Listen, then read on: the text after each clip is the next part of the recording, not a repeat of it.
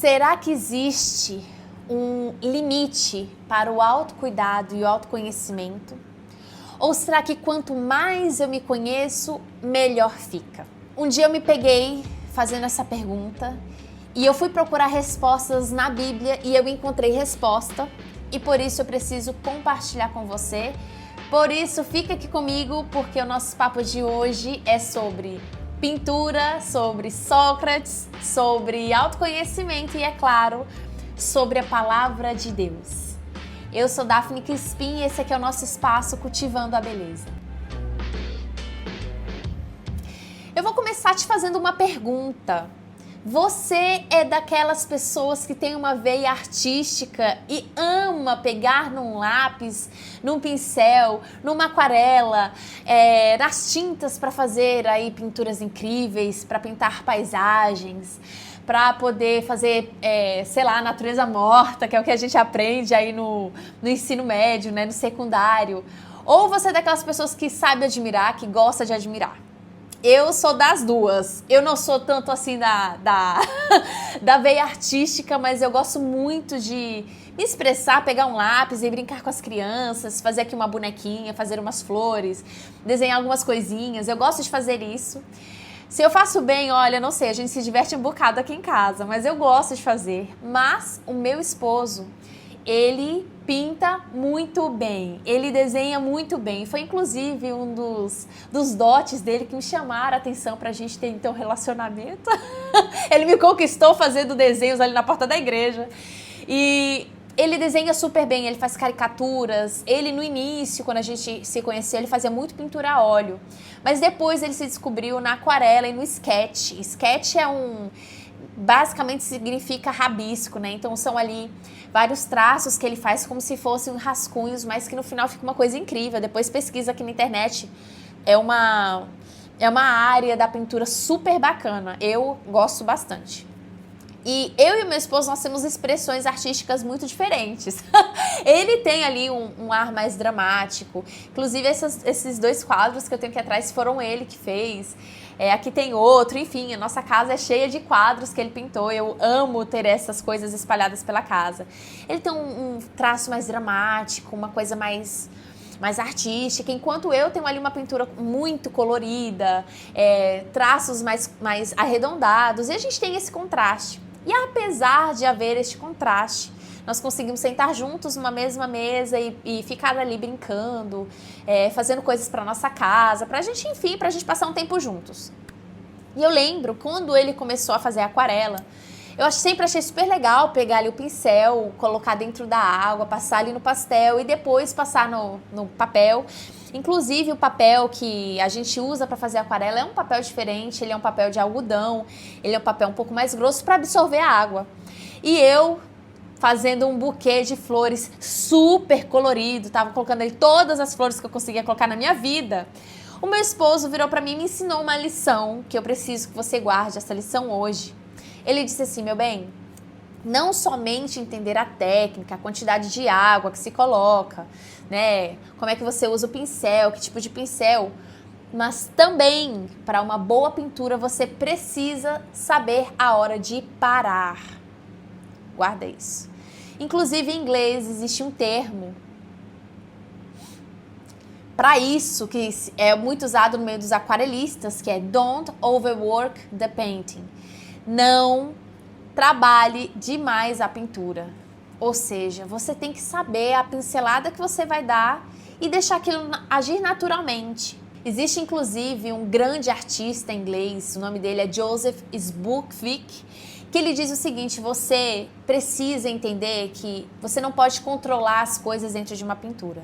Se você souber dar a liberdade para a pintura, souber o quanto você pode ir ali na pintura, você vai trazer beleza, leveza. Mas se você tentar controlar demais os detalhes, você vai trazer rigidez. E vai ser uma pintura muito rígida, muito enquadrada. Não fica aquela coisa bela, gostosa de se olhar. E aqui é interessante que este conceito da pintura, da aquarela, nós podemos aplicar para a nossa vida hoje. Quanto é que é a hora de parar? Quando chega a hora de parar? Quando nós falamos de autoconhecimento, Normalmente nós pensamos quanto mais melhor, quanto mais eu me conhecer melhor. Mas será que existe um momento de parar? Será que existe esse momento, olha, já chega, se eu for demais vai enrijecer, vai travar o sistema, vai fazer com que as coisas fiquem muito quadradas? Ou será que quanto mais melhor?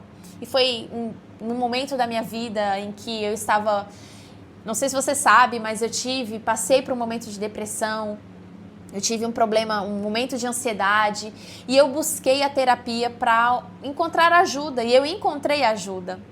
Mas existe uma linha muito tênue entre você buscar ajuda e você querer demais, não ter um momento de você parar. E aí foi quando eu parei para observar que eu estava vivendo, talvez eu entrei na onda do que nós vemos hoje em dia, em que nunca no momento da história da humanidade o homem falou tanto de si mesmo. E nós vamos perceber isso no nosso dia a dia e até no nosso contato com outras pessoas ou nas redes sociais, quando nós nos perguntamos a todo instante, o que isso está falando sobre mim mesmo? Como isso reflete os meus sentimentos? Será que eu estou feliz ou estou triste com o que eu estou passando nesse momento? Como é que eu estou me sentindo agora? E esse tipo de pergunta reflete muito o momento do ser humano, que é um momento em que nós olhamos para nós e nós permanecemos naquilo. Você pode até pensar, Daphne, mas isso é um pensamento muito moderno, né? Mas não, isso aí já vem de muito tempo atrás. Mas, hoje em dia, nós deturpamos um pouco isso. Como assim? A gente vai ver ali no Templo de Platão, em Delfos, a famosa frase escrita, conhece-te a ti mesmo. Mas para aqueles filósofos como Sócrates naquele tempo, essa frase não queria dizer assim, para pensar em quem você é, o quanto você é maravilhoso, para pensar no quanto você é incrível, para pensar no quanto você tem bons talentos, o que você gosta, o que você não gosta, o que você tolera, o que você não... Não era isso. Na verdade, essa frase era para conhecer os seus próprios limites e abandonar a arrogância. Para que fosse um convite, essa frase era como um convite à humildade intelectual. Você tem que entender que você precisa conhecer mais, você pode aprender mais. Mas olha, muito tempo depois, a gente vê o cristianismo também valorizando esse exame interior. E a gente vai ver, por exemplo, Agostinho dizendo uma frase, voltei-me para dentro de mim mesmo. E essa frase de Agostinho é interessante que muitas pessoas usam para dizer assim, olha, tá vendo, eu tenho que olhar para dentro de mim. Quanto mais eu for para dentro de mim, melhor. Mas na verdade, ele não estava indo para dentro de si para encontrar-se a si mesmo, mas estava indo para dentro de si para encontrar a Deus. E a gente vai perceber que o cristianismo aqui, ó, de cima a baixo, na Bíblia, na palavra de Deus, nós não vamos ver este convite para que o centro seja eu, para que o centro seja você mesmo, mas que Deus seja o centro. E agora, se a gente avançar ainda um pouco mais na história, ali no século XX, nós vamos ver a popularização da psicologia, né, com Freud, com Carl Jung, com Carl Rogers, e esse olhar para dentro ganhou, então, agora um novo status. Se tornou o mesmo status, com o movimento do potencial humano e a cultura da autorrealização. O autoconhecimento passou agora a ser visto como um fim nele mesmo. Ou seja, eu não vou utilizar o autoconhecimento para algo, mas eu preciso buscar autoconhecimento para que eu me conheça. Então é basicamente conhecer-se para conhecer-se e saber quem você é. E nas últimas décadas essa tendência cresceu ainda mais. E aí o que nós vemos hoje? Nós vemos pessoas que passam dias e mais dias, investem tempo, dinheiro e mais tempo e recurso e tempo para conhecer-se a si mesmo. E a gente vai ter Diário das Emoções, onde eu uso também, faço um teste de personalidade, vou fazer um teste de comportamento para que eu me conheça, e eu vou fazer para que eu me conheça, eu vou me observar todo dia, eu me conheço. E a gente entra ali dentro de um loop onde eu sou o fim de mim mesma. E às vezes nem só eu como o fim de mim mesma, mas eu como o objeto da minha admiração, da minha contemplação. E eu passo os meus dias, passo o meu tempo, passo a minha hora me contemplando, olhando para mim mesma. E eu até achei interessante esses dias, eu vi nas redes sociais, uma pessoa compartilhou um texto assim, Viva a sua vida, não para que você seja obcecado pelas coisas, pelos objetos, mas para que você seja obcecado por si mesma. E eu pensei, meu Deus, a que ponto nós chegamos? Eu me torno um objeto de veneração, quase. Eu tenho que ser obcecada. Então, ser obcecado é aquilo onde eu vou a fundo e eu vou me mergulhar naquilo e esse é meu único objetivo. E eu preciso que você entenda uma coisa. Não que isso seja mal, mas a pergunta-chave é: quanto tempo é saudável? Quanto tempo eu devo gastar e estar nessa busca de mim mesmo, olhando para mim mesmo? Quanto tempo é saudável permanecer olhando para si mesmo? E eu procurei essa resposta na Bíblia. E pode ser que essa resposta intrigue você, ou te deixe até te surpreenda. A Bíblia praticamente nunca manda alguém buscar conhecimento de si mesmo como objetivo principal. Ela fala assim, que nós devemos conhecer a Deus. E aí nós vamos ler em Mateus 11:19, Jesus dizendo assim, olha, aprendei de mim, que sou manso e humilde. Em Hebreus 12:12, Paulo diz assim, olhando firmemente para Jesus. E Pedro também diz, crescei na graça e no conhecimento do nosso Senhor. O foco está sempre para fora de nós. O foco está sempre em Deus, em Cristo. É olhar para fora, é mirar os seus olhos para aquele que revela quem você é. Mas existe também um equilíbrio que é a segunda parte dessa coisa toda aqui que nós estamos conversando.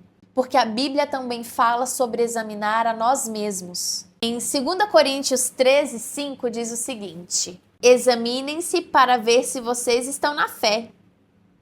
Provem-se a si mesmos. O texto continua, mas aqui a gente percebe que a palavra grega usada para examinar é a palavra peirazo, que significa testar, verificar e colocar à prova.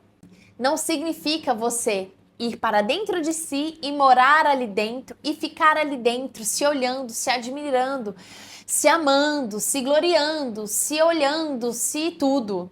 Significa fazer uma avaliação. Um exemplo disso muito claro é quando nós vamos ao médico e levamos um problema e esse médico nos passa um exame, uma análise para ser feita. E nós vamos lá, tiramos o sangue, fazemos essa análise e com o resultado que chega, eu levo para o médico e nós vamos ter agora uma ação. O que nós vamos fazer para tratar o problema? Eu não faço o exame para ficar contemplando o exame em si mesmo. Eu não vou ficar ali olhando os números e admirando aquilo.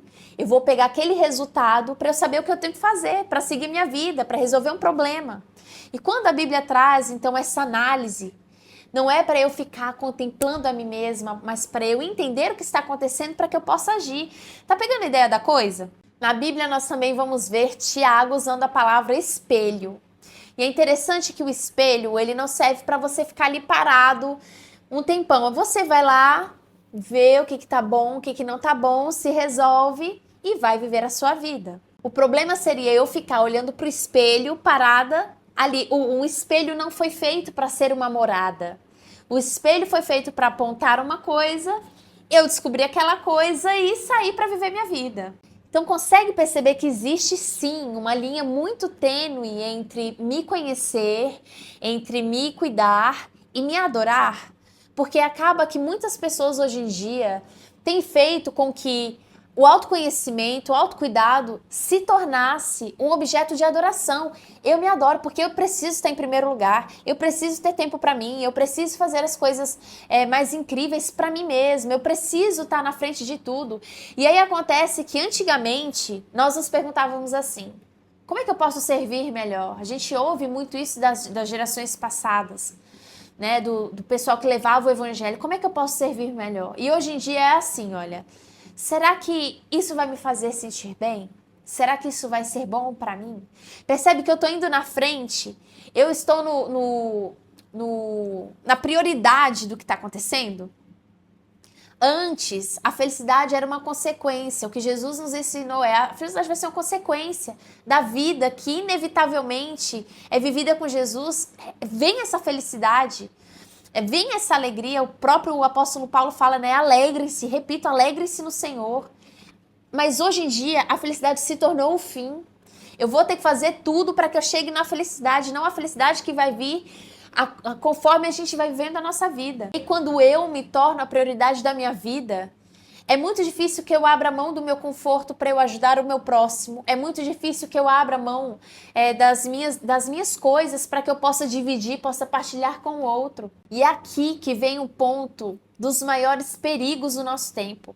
Eu gosto muito do escritor C.S. Lewis e ele traz um dos seus livros, ele diz o seguinte: quanto mais o homem coloca a si mesmo no centro, menos ele encontra liberdade.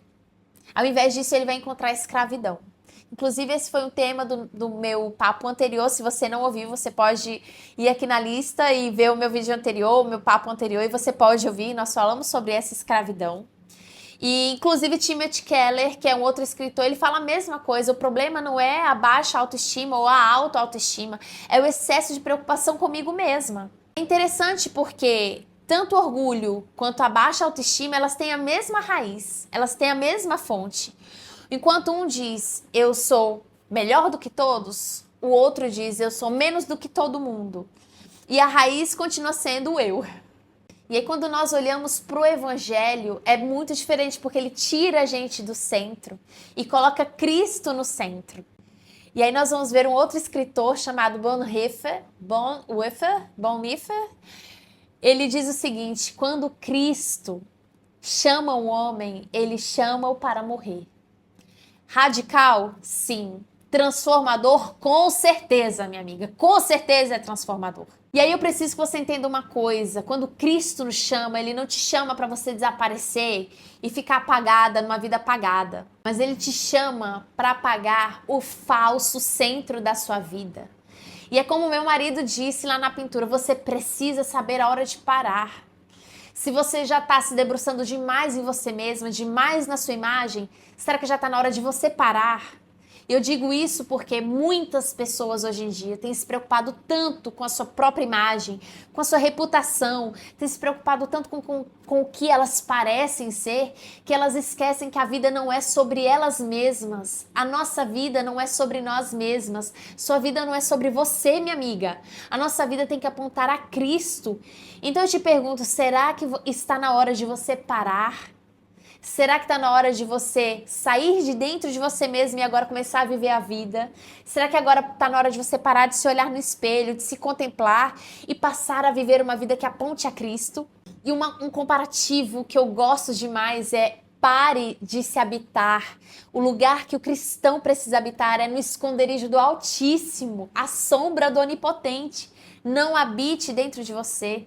Não vá para a igreja pensando, olha como é que eu canto bem, olha como é que eu falo bem, olha como é que eu prego bem. Não viva uma vida, olha como é que meu corpo é lindo, olha como é que eu sou maravilhosa, olha como minha vida é perfeita. Não faça isso. O meu menino, ele vai falar pela primeira vez na igreja, lá na frente, eu disse para ele: meu filho, eu vou te dizer uma coisa que eu preciso que você guarde pro resto da sua vida. Quando nós vamos viver, nós vamos fazer alguma coisa em público, quando as pessoas vão olhar para nós, não se esforce para que as pessoas pensem: nossa, olha como é que o Theo fala bem, olha como é que o Theo se comporta bem, olha como é que ele é inteligente. Não faça, se esforce para que as pessoas olhem para você e digam como Deus é incrível, olha como Deus é maravilhoso, olha como é que o que ele faz é lindo, é incrível. A sua vida hoje pode ser assim também, para que as pessoas não olhem para você e digam: nossa, como ela é linda, como ela é maravilhosa, olha como ela é perfeita, olha como o corpo dela é lindo, mas para que as pessoas olhem para você e digam como Deus é bondoso, como Deus é incrível, como Deus é maravilhoso. Em 2 Coríntios 3,18, Paulo diz o seguinte: nós somos transformados contemplando a glória do Senhor. Amém! Você vai ser transformada não olhando para si mesma e conhecendo mais de você mesma. Você vai ser transformada quando você contemplar a glória do Senhor. E aí, o momento que você começa a perceber que você está adquirindo maturidade espiritual é quando você percebe que você não precisa pensar menos de si, mas menos em si. E aqui é o ponto da virada. Não é que você agora, ai Daphne, olha isso que você tá falando, não tô entendendo nada. Parece que é pra eu pensar que eu sou, não é pra pensar mais nem em mim mesma, é pra eu abdicar de tudo. Não, só pensa menos em você, não menos de você. E eu preciso terminar aqui te deixando 3 passos para que você possa examinar-se, mas diante de Deus.